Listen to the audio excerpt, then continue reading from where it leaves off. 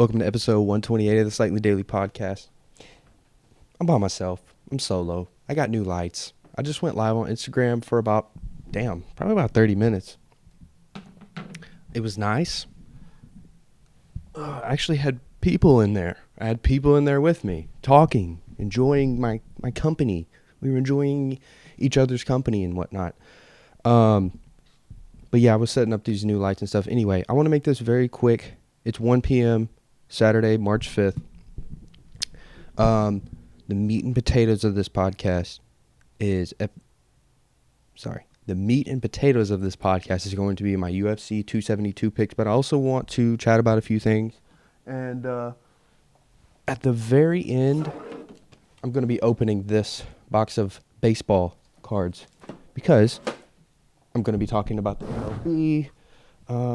Let's see. I've been compiling a list, and I've also been wanting to film this episode for a while, but I've been lacking motivation because I've been semi-depressed. But I'm back here. Let's just talk about the MLB Lockout right now, and just baseball in general.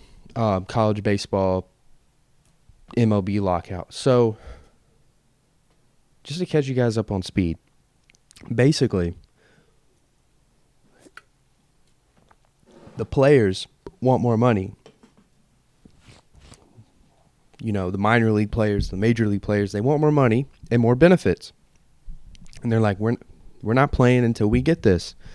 So Rob Manfred, the commissioner, the owners are like, fine, we're okay with that. We're still billionaires. We don't give a damn. We don't give a shit until you guys act right. We don't care. So that's where we are with baseball right now. I mean, spring training should be going on right now. We should be having MLB baseball on TV right now. But we're not. We don't get to see Aaron Judge. We don't get to see Mike Trout play baseball. We don't get to see the Braves try and start their journey. What the hell? Come on, ESPN. Stupid ass ad. It's all about money. I mean, that's what it has always been about, but it's all about money. The players want more money, so the owners and the commissioners like, fine, we're not ready to have this conversation, so we'll just have it next month. And they already canceled the first series, like pretty much the first weekend of opening day. I believe this happened in like 92 or something. I think they canceled the entire season or most of the season because of this reason. I think it's just interesting that we're in 2022 and we still have disagreements in professional sports on what they should be paid. Now, yes, I get it. They get paid boatloads of money, a crap fuckload of money. I'm trying not to cuss as much on here. They get paid so much money to play a child's game. I get it. But, like, if the billionaires at the top are making actual billions of dollars off of what Mike Trout has done for the Angels organization, or, you know, what Juan Soto did to Washington, bringing them in a World Series and stuff. Yeah, Juan Soto made a bunch of money. He got his bonuses and whatnot. But at the end of the day, who's really winning? It's the owners. It's the management. It's not even necessarily like the GMs or anything either. It's literally just the owners and Rob Manfred, the commissioner. It's sick. Because people want to see baseball. Some people, and I get it, baseball is not very popular in general. But, like, I would enjoy to go to a Sounds game right now. I would enjoy to click on a Braves game right now at, noon on a Saturday, noon on a Tuesday. But that brings me to my next point about, I literally have it in my notes, just college baseball. College baseball is one of the most underappreciated sports levels in sports, just sports events, period. I mean, seriously, over the past 2 weeks or whatever that the season's really been on, there's been like NAIA teams and like D3 Division 3 teams like beating top ranked D1 schools. That doesn't happen in football. There's no shot. If Cumberland, and this is probably hyper local here, but 99% of my audience is Tennessee folks. If Cumberland hopped on the field, Cumberland has a football team. Okay, Cumberland is NAIA.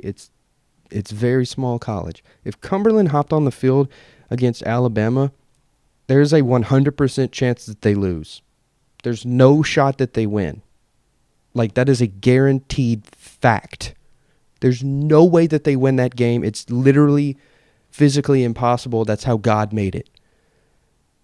If Cumberland played Alabama in baseball, Cumberland has a good baseball team, but they're still in AIA. Cumberland could have an incredible game, and they could win. Like, they could totally win.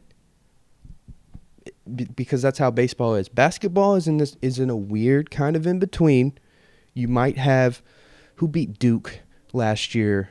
It was like SF Austin or something. Yeah, you might have a March Madness upset where UNBC beats Virginia, but like that's one in say Cumberland beating Alabama is like 1 in a billion. That in college basketball, it's probably maybe 1 in 100,000. In baseball, maybe like 1 in 1,000, 1 in 100. Like the odds are it's way smaller. It's more likely to happen, and it's been happening. And brings me to this. It's very cool to see on ESPN Plus, Campbell University versus Northwestern. And like I'm just such a nerd for sports too, so that just like really, it's right down my alley. I love it. Yeah.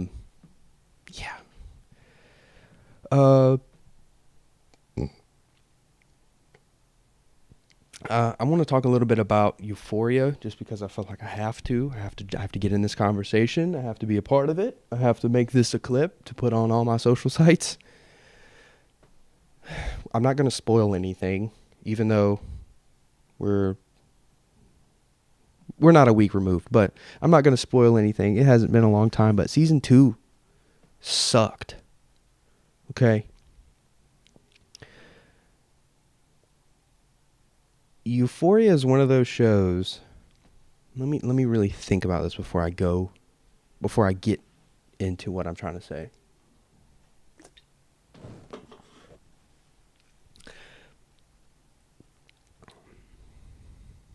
Season 1 of Euphoria, in my opinion, was brilliant. The message behind it, the acting, like the execution of the actors and actresses, amazing, incredible. It brought a bunch of interesting new ideas. There's a message to it all. Drug addiction is very bad. I hate seeing that crap online about does Euphoria glorify drug use? Did you see? I'm probably not. I hope I'm not spoiling this, but in season 1, when Zendaya's character Rue is banging out the door, fucking foaming at the mouth, begging her, friend to give her drugs, that's glorifying drugs. Or even Cassie and Lexi's father, he's a drug addict. That's glorifying drugs. He abandoned them, completely scarred them for life. That's glorifying drugs. I completely disagree. Yes, there's like a party scene. There's like party scenes where it looks cool, but that's the whole point of that's the whole point of the message is, yes, it's fun for like this amount of time. And then the repercussions of what it does to your, like literally physically, your health, to the others around you, how it makes you act. And that's what the show is trying to convey, and they do fairly well. But then season 2 came, and they introduced so many different, like, really interesting storylines and plots. And they also changed the, I noticed this too, And I read about it too, but I noticed it first. They changed how they were filming it too. So they were filming it on like digital cams in season 1, and then season 2 they started filming on film, like filming on like actual film, and you can tell because it makes it. You don't realize it because like not every. I'm not a cameraman. I'm not. I've never made a movie before, but you don't realize it. But subconsciously, the digital camera is so like crisp and clean, and then when you switch to film, it's more like grainy and kind of like it makes you more tired feeling. I don't know, but it's switched, and obviously you want the vibe to change, you want it to be a little bit different, but they introduced so many new. They introduced like a couple new characters, which is to be expected. Obviously, you don't want to just obviously, but they introduced a lot of problems that never got solved or got resolution. And maybe they introduced it in season 3 or solve it in season 3 because I know they renewed for season 3. But I mean, the way season 2 ended, it was just like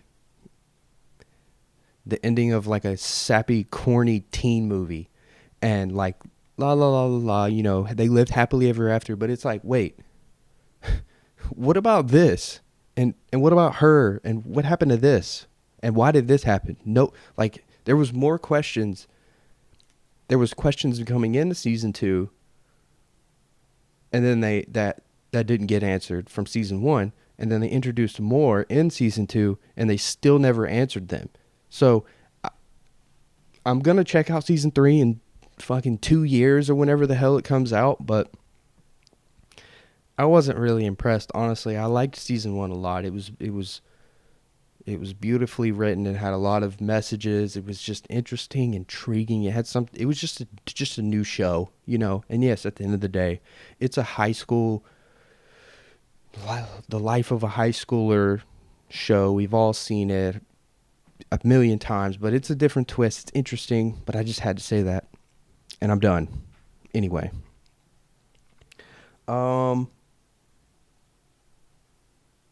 two more things, and I'm going to do the UFC picks. I want to talk about Yeet. Damn. I want to talk about Yeet. I like Yeet. Okay. I want to say that. I showed my friend Parker Yeet a few months ago. I showed him like, obviously sorry about that, and Get Busy. I was like, damn. This is really cool. This is just cool. It's unique. It's something a little different. I think people need to realize and relax. Like you hip hop heads and shit, fucking relax, dude. It's just a vibe. Like it's just chill out, bro. It's not that deep. Like seriously, it's not that deep. Like his music is not that deep. Okay, just kick back and relax, and that might not even be for you. You might not understand it, and that's fine. But he is he's the first new artist, one of the first new artists in a while for me that I've been like, wow, this is interesting. I'm coming back to him. Like I'm finding myself I like downloading his music, but like listening to it like a couple days in a row. It's interesting. It's something unique and it's new. It's like I don't want to say it's not something that's just like changing like the world, but like it's cool to hear a different take on on rap. And like I'm a complete novice and I don't know crap, but I think it's I think he'll have a successful rest of 2022. He might have, like his album he just dropped went like crazy, stupid viral. I mean, he's probably got like 5 or 6 songs on TikTok alone that are like, trending and stuff, and like people know his music. He's got he had Young Thug and Gunna on his album. But But yeah, I just want to say that about Yi. I think he's really it's just really interesting to hear like the conversation online about something like this whenever somebody new comes out, like, oh, he sounds like such and such. Oh, oh, he's trash. L plus ratio, why be better? Um, I don't think he sounds like anybody though. I mean, his beat selection kind of has the hyper pop trend going. Trippie Redd was doing that. Drake hopped on it. Playboy Cardi a little bit, but it's crazy because it evolved from that within the matter of 9 months. So it's crazy that the turnaround, he was maybe he was influenced by this at one point, but it only took him 8-9 months to consume it, be inspired by it, and come out with something new. I thought he was really interesting. I think he's very creative. I think he's dope. Yeah, I'm gonna just leave it at that, and then I'm gonna go on to my UFC picks. So, honestly, I did not know that this card was gonna be pay-per-view until quite literally last week. I thought this was gonna be. I don't know. I feel like this fight was announced very quickly and abruptly, and it happened very abruptly. But obviously, the main fight, Colby Covington, Jorge Masvidal, they're doing an immaculate job of marketing this because they were ex-teammates, roommates, best friends. They had a falling out. Now they're fighting each other. I mean, in the welterweight division, they're two of the most experienced, talented, prominent names in the welterweight division and just the UFC in general. They've never fought before. But I'm going to get more into that in my pick. Let's look at some of these. I'm going to look at some of these prelims and stuff, see who I like. I've said this a quadrillion times. These prelims are a crapshoot, and I'm also not an expert, but I will say this. I will say this. The last 3 pay-per-views, I've hit parlays of 4 legs or higher. And then the one with Jan Blachowicz, I think that was 268, 267 maybe. I hit a 7-leg parlay. And then I hit a 3-leg parlay that was, I guess, the results of 3 fights. So I'm on fire. I can't even lie. But I'm going to give you guys my picks. I'm going to give you guys my straight picks, and then I'm going to give you who I am putting in my parlay. Let's see. First fight that I'm looking at. Let me fucking fix this shit. First fight I'm looking at is Tim Elliott. Tim Elliott versus Tagir Ulanbekov. Tagir. I'm probably gonna go with Tagir. He's quite new to the UFC. I have never seen him fight live, but his resume looks interesting. I think the style difference is interesting. You got a Russian versus an American. Tim Elliott is 18-12 and 1. Tagir is 14-1. I think that this is a case of maybe somebody on the way in, somebody on the way out. I think maybe Tagir. I got Tagir in this one. I think what weight class is it? This is flyweight. And the reason why I'm picking him is because he trains with Khabib. I'm going with Tagir, and my computer just died, so now I got to pivot. That stinks.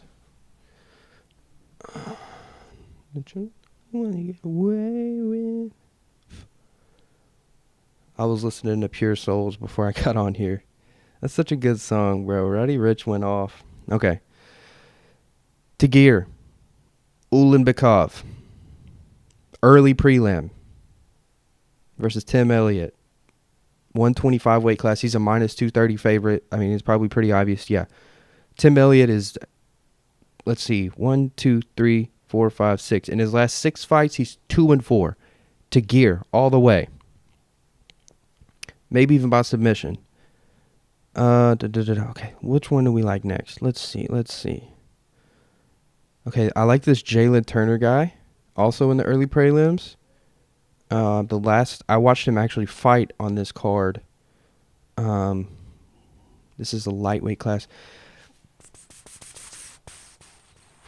Yeah, I like Jalen Turner in the prelims versus Malarkey. He's 6'3". He's a tall lightweight. Lightweight's 155. He's a big guy. I mean, this guy, Jamie Malarkey, ain't no chump either. I've never seen him fight, but I've watched Jalen Turner fight.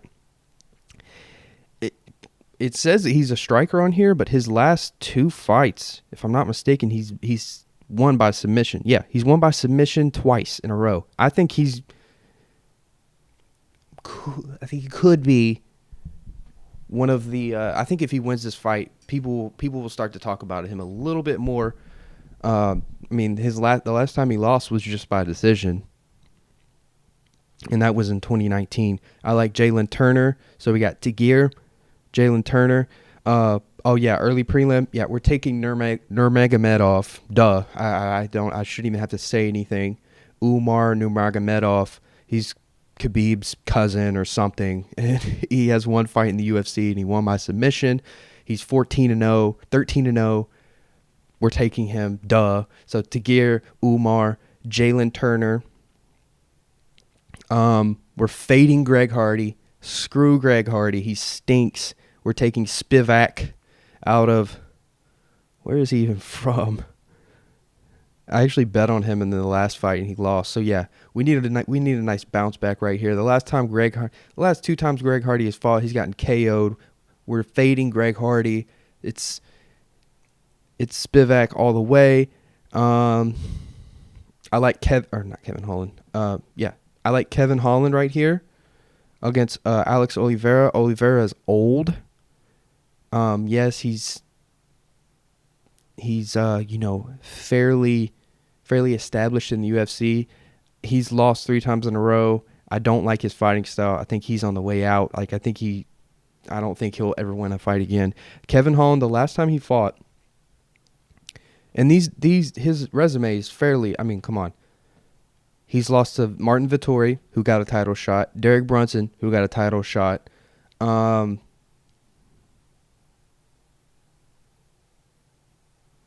He has a win over Jeff Neal, who's now in the UFC.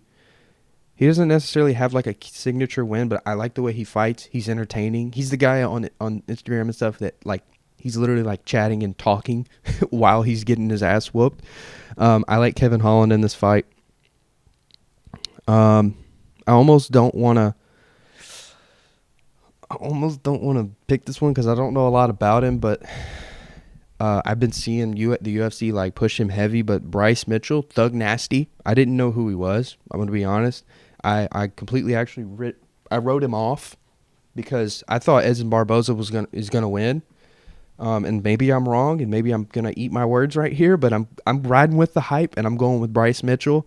I've never seen him fight. I've actually never even heard of him before. He hasn't fought since 2020.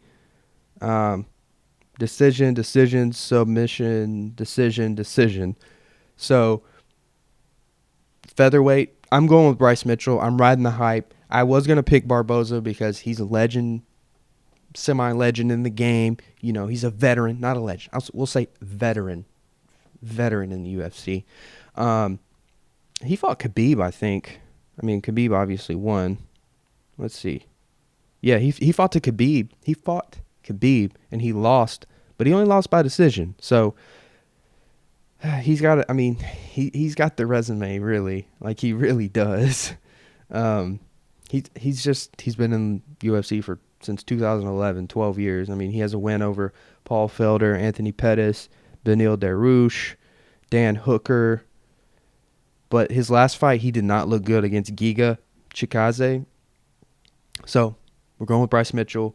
RDA versus Moisano. 2 Brazilians. This will be an interesting fight. I think even though Moisano took this fight on like 2-week notice, less than that,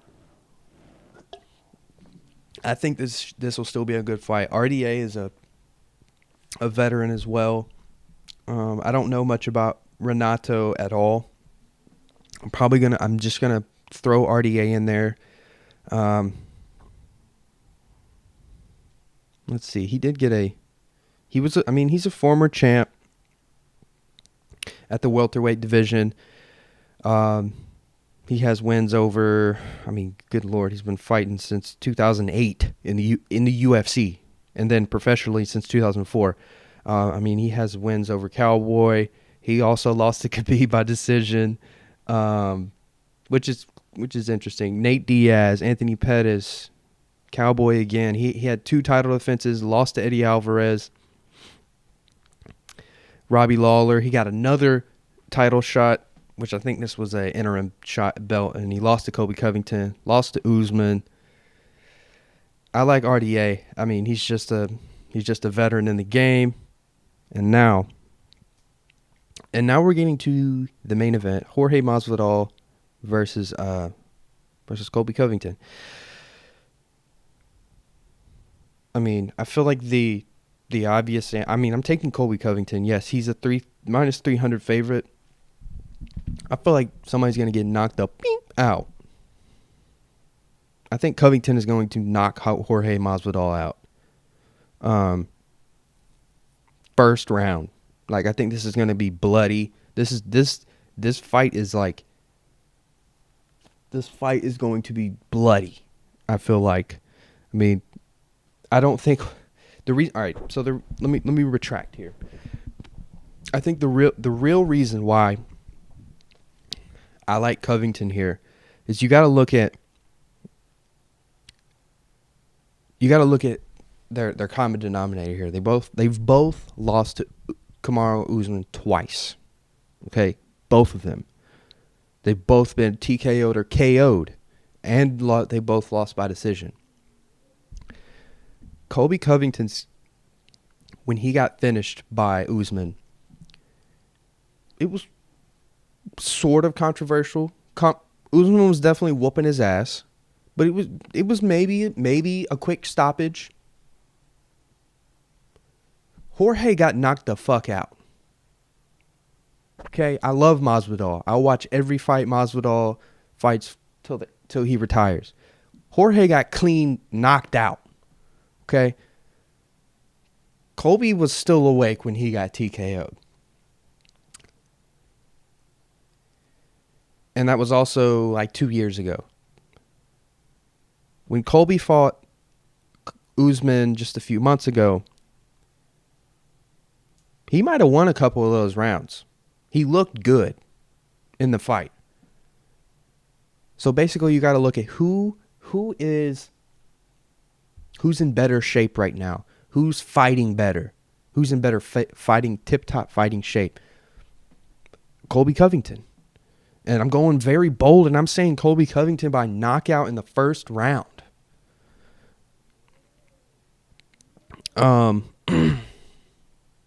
So, just to recap, these are my picks.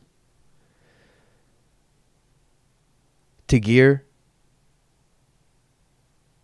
Khabib's cousin, Umar, Jalen Turner, Spivak, Kevin Holland, Bryce Mitchell, Rafael Dos Anjos, Colby Covington. Again, Tagir, Umar, Turner, Spivak, Holland, Mitchell, RDA, Colby Covington.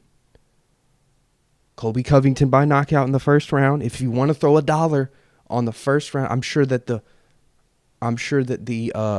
odds on that are very nice. Let me check it out actually. And I'm also going to give you what this would even out to. What this would come out to, sorry.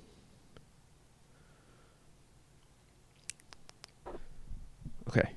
Let me find the UFC. Okay. Where is the main event? Okay. Masvidal. Okay, let's say method of victory, Colby Covington by KO is plus 300. Let's go round props. How will the fight end? Hold on. Method of victory. Okay. This is going to be incredible odds. Colby Covington by KO in round 1 is plus 1,400. It's very unlikely, obviously, because the last time I'm just feeling it. I didn't even have any I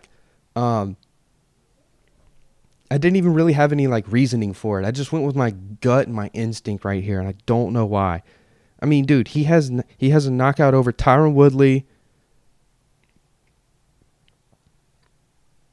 He's not a knockout artist, I know, but come on, man. I just really feel like this is going to end in the first round. So that's my bold pick.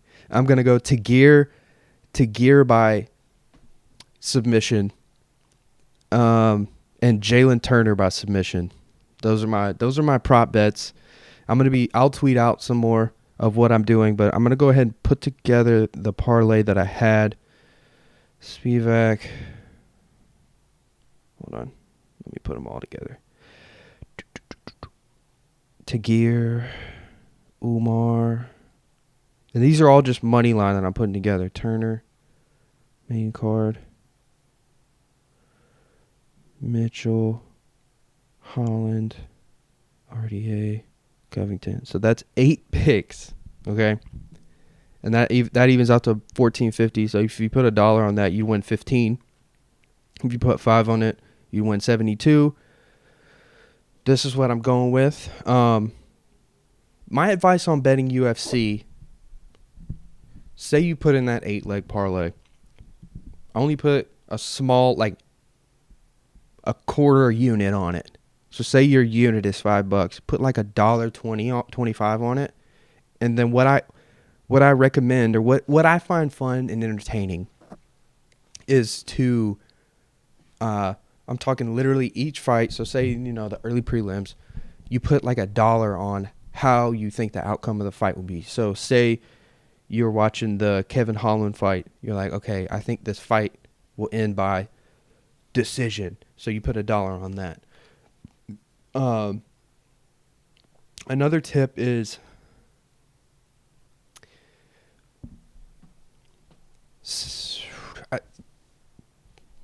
obviously this is probably very obvious, but don't do fucking 8-leg parlays. Maybe say you just do 3 of your top for sure winners, and you maybe bet with just the prelim section, just the main card section, and you choose your winners that way. That's a way that I've found myself not going completely losing everything that I have in my FanDuel account. So one more time, I've got Sergey Spivak, Tagir Ulanbekov, Umar Nurmagomedov, Jalen Turner, Bryce Mitchell, Kevin Holland, Rafael Dos Anjos, and Colby Covington, and that comes out to plus 450. It's a long shot. Somebody's going to get upset. Yeah, I'm pretty sure they're all favorites. They're all favorites. I just went with my gut, but have fun and bet responsibly. Those are my picks for the UFC. Let's go ahead and end this thing. We're at 35 minutes. I'm going to open this little box of cards right here, and I'm going to do this will be a completely separate clip. I've been holding on to this for almost a year now, and I'm about to open it. This is for all my baseball fans out there who are missing a little baseball. Here's a little baseball content.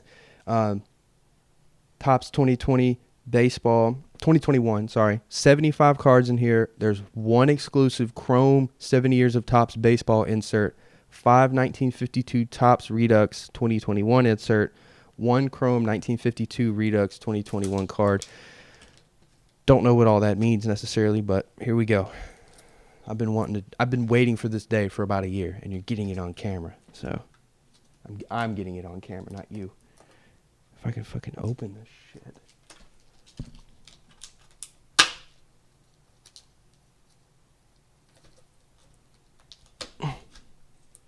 I really don't want to have to get up and get a knife. And of course, I just cut my fingernails.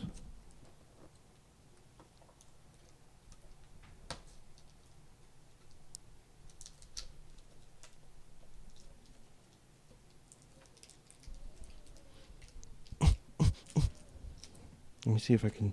I'm trying to be resourceful because I don't want to get up.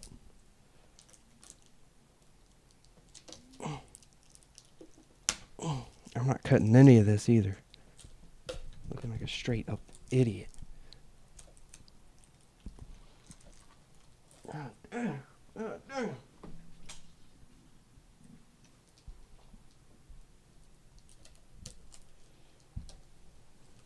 Ah, there we go.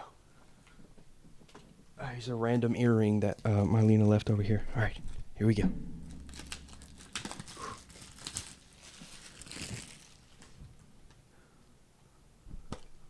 Ooh.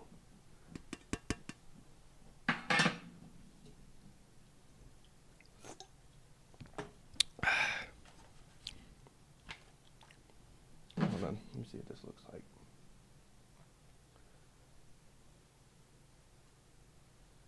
Damn, those lights look good, don't they? All right, taking this off, and it's gonna be one big giant pack.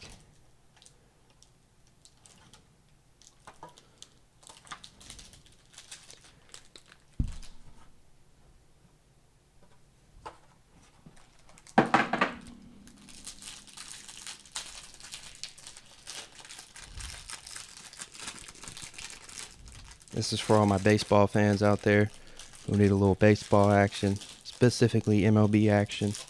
So we do have there's supposed to be a memorabilia card in here, whatever that means. Okay, let's see. Not seeing anything so far. Okay, we got us a Brave, Travis d'Arnaud.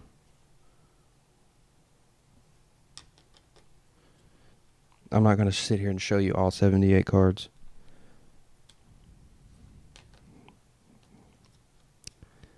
Okay, this one's flipped upside down. Maybe that means something. Okay. No. Blake Snell, he doesn't even play for them. Oh, okay, nice. Corey Seager. Corey Seager World Series card. It's probably not worth anything, but that's cool. Oh, I saw some shiny. Walker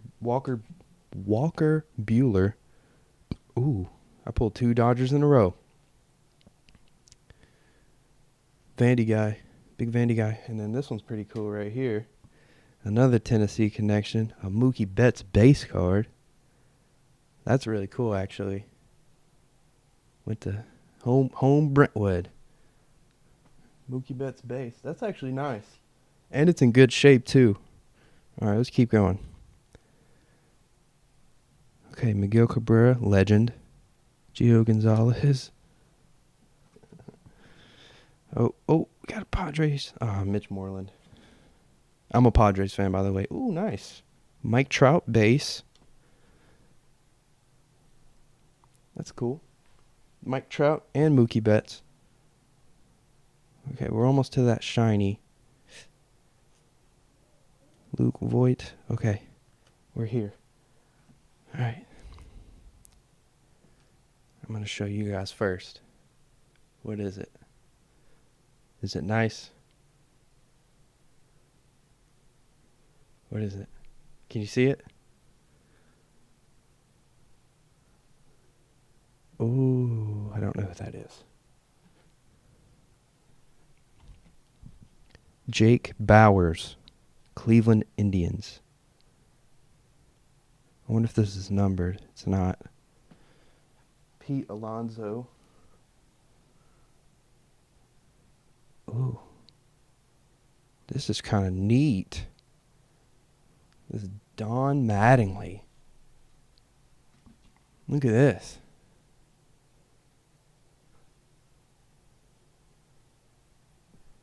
This is kind of cool.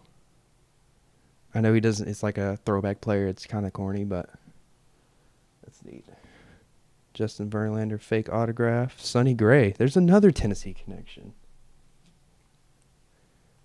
Okay. Albert Pujols. Manny Machado. That's nice. These faux autographs. Luis Robert. Could you imagine if I got an actual auto, though?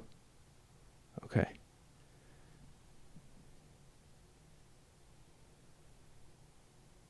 God, it looks so real. I wish it was. Imagine, dude. Imagine if I got a Juan Soto auto.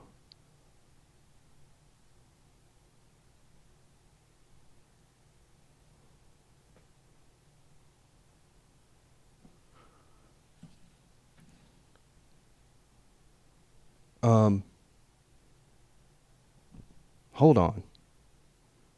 Did I just pull something? Look at this. It's backwards, and it's a Mookie Betts. Number 1 in a series of 1. What the hell is this? Topps issued its inaugural set in 1951 with 2 types of cards. The bluebacks, less common than their redback counterparts, were distributed.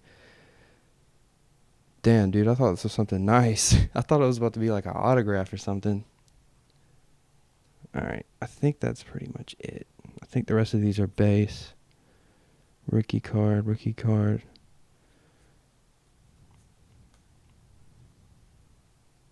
Yeah. Damn.